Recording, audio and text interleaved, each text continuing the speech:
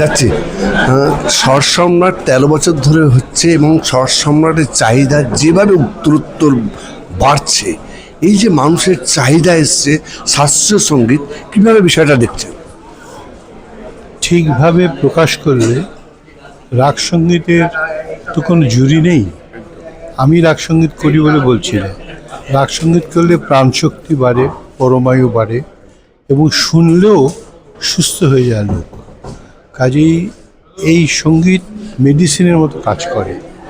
সেই সঙ্গীতের মধ্যে যদি সততা থাকে, 13 বছর ধরে তেজেন এবং তার পরিবার সৎভাবে চেষ্টা করছে, সেটা রিফ্লেক্টেড হয়েছে।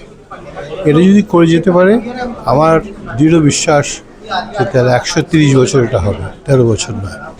আমি শুধু একটা বলবো যে নতুন প্রজন্ম কিন্তু অনেক অনেক আগ্রহ দেখাচ্ছে এইখানে। দেখাবে তো নতুন প্রজন্ম, যারা নতুন প্রজন্ম তাদের বুদ্ধি যথেষ্ট আমাদের থেকে বেশি। তাদের যদি সৎভাবে ভালোবেসে বোঝানো যায়, তারা অনেক বেশি করে এটা গ্রহণ করবে।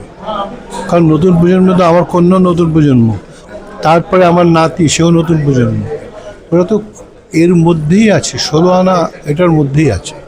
কতটা ডেডিকেটেড হওয়া দরকার নতুন প্রজন্মের এই সঙ্গীতের উপর? মাত্র 24 ঘন্টা, মাত্র 24 ঘন্টা। ডেডিকেটেড কতটা নয়। মাছ জলে থাকলে বাঁচবে, জল থেকে তুলে নিলে মৃত্যু। ধন্যবাদ।